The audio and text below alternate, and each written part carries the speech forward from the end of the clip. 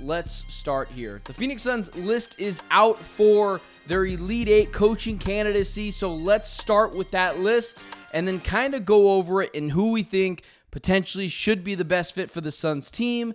And even more so than that, what does the list actually say about the Phoenix Suns? Is Matt Ishbia, is Brian Gregory running this thing effectively? So right ahead, yesterday we got the 8 finalists to be the next Suns head coach, according to Chris Haynes, again, alongside other members of the media, kind of piecing together the list. Adding in Chris Quinn to the original list, which was Chris Quinn from the Miami Heat, Sean Sweeney from the Mavs, Dave Fizdale from the Suns, James Borrego from the Pelicans, Jordan Ott from the Cavs, Johnny Bryant from the Cavs, Steve Hetzel from the Nets, Dave Bliss from the Thunder, and Micah Nori from the Minnesota Timberwolves. Those are the 9 candidates that people say 8, but it seems as if those are the names that people are circulating around that the Suns could go with. We'll talk about who are some of my potential favorite hires in a second, but let's start here.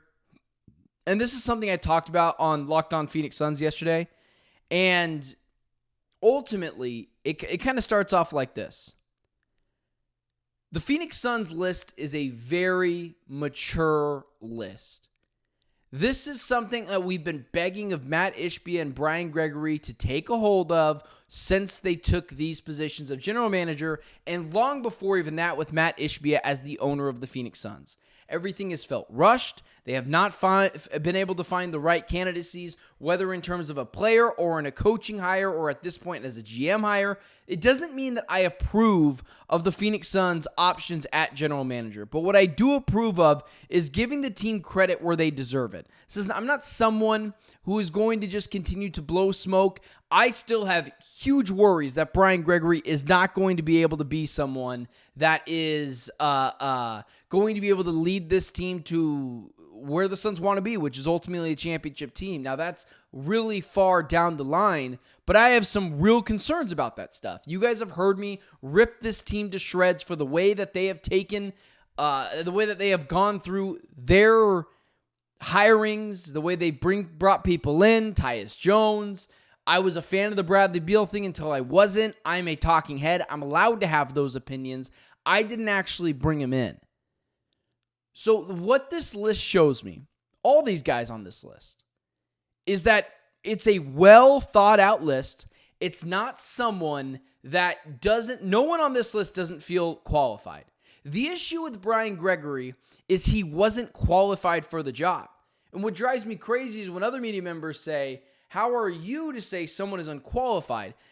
I always find that so disheartening and disingenuous because I don't need to be a head coach to know if someone's qualified. Otherwise, I would just apply to every job on the market. Why not? I don't know if I'm not qualified. It's pretty easy to tell I'm not qualified to be a doctor or to be a lawyer. So just in those matters, I know you're not qualified to be a general manager. So Brian Gregory, who had literally no front office experience, at least to a degree where it was like he was helping with decision making, I don't buy the Oso Ighodaro, Ryan Dunn thing. And so for that reason, he was unqualified. Sean Sweeney's been around a long time. He was in that playoff series where they swarmed the Suns in 2022 and effectively making it one of the most embarrassing Game 7s. Took Devin Booker out of that series at times. Made Chris Paul a shooter because they knew Chris Paul wouldn't shoot. Dave Fizdale is the one name to me that I'm like, don't really want to see him get the job because I've seen the Dave Fizdale act before, once with New York when he was the intern head coach, and then as the Grizzlies head coach. It just a little outdated, but I do like him as a coach just on the bench, being able to help settle down and break down things going on for the other team.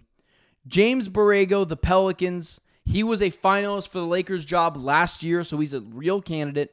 Jordan Ott, again, him and Johnny Bryant, both Cleveland Cavaliers guys who came from a organization who was the number 1 seed last year, and you could absolutely use that guy.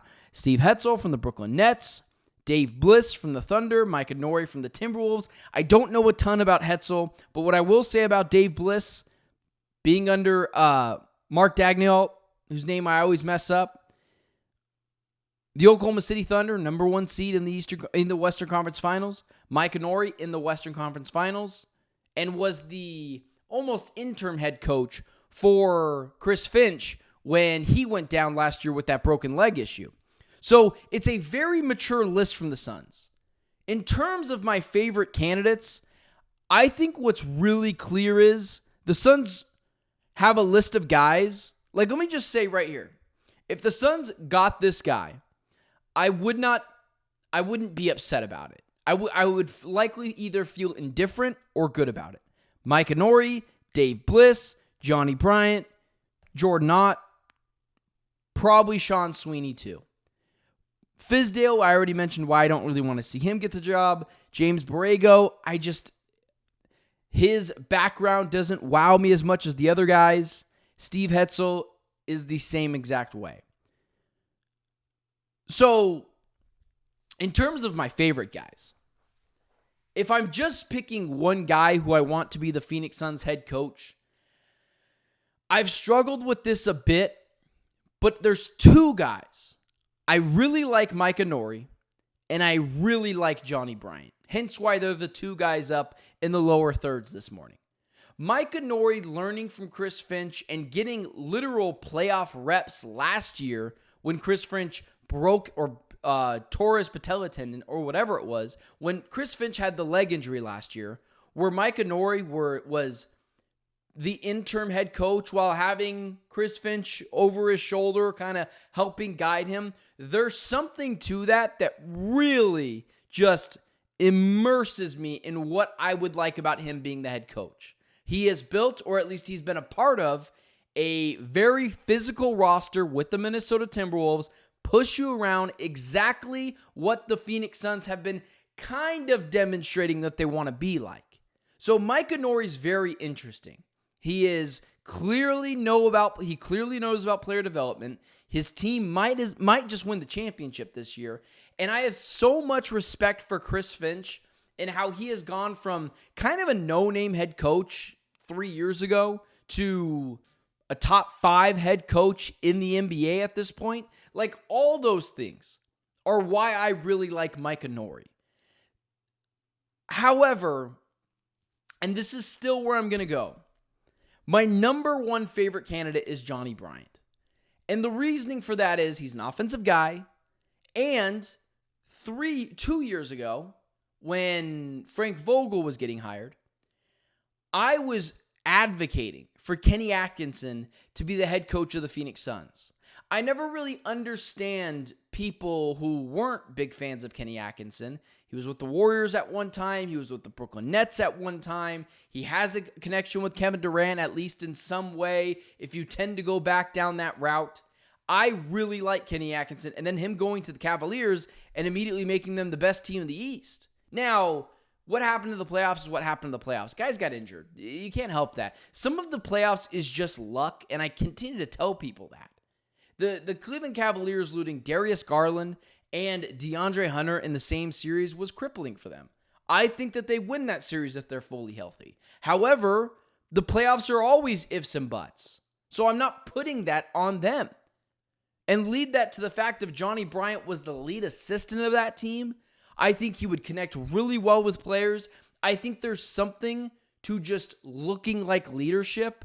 And when I see Johnny Bryant, there's just a gravitational pull to him. I like his schematics offensively with the Cleveland Cavaliers on a team who, let's just call it what it is, doesn't have a ton of bucket getters. I mean, Darius Garland, I guess, could kind of be that guy. Donovan Mitchell as well is definitely that guy. DeAndre Hunter can shoot the ball, but it's not exactly like Jared Allen's on that team. Evan Mobley's on that team. Like, those aren't just like consistent bucket getters, at least in my opinion. They're good offensive players, but not elite bucket getters. I like Johnny Bryant's ability, who is a younger guy. I believe he's 41 years old, if I'm not mistaken, but you guys are going to make me look that up so I don't sound like a crazy person. Johnny Bryant, 39 years old. So he's a younger guy who coached under Kenny Atkinson, who is someone who I respect a ton, who has had a ton of success in this league with the Warriors, a little bit with the Nets, and then again with the Cleveland Cavaliers, taking them to the 1 seed. I like Johnny Bryant. I think there's a stature to him. Now, listen, a lot of it with a lot of it with evaluating assistant coaching is a little bit of guessing. How much are they doing? How much are they not doing? This guy, lead assistant for Kenny Atkinson, lead assistant for the best team in the East in the regular season. For all those reasons, I think it would be a slam dunk hire to bring him in. Now, Mike Honori, I'd be thrilled about it. Dave Bliss, I think I'd be pretty thrilled about it. But in terms of just those three guys, I'd be into it. But far and away from me, Johnny Bryant is the guy who I would hire for this team.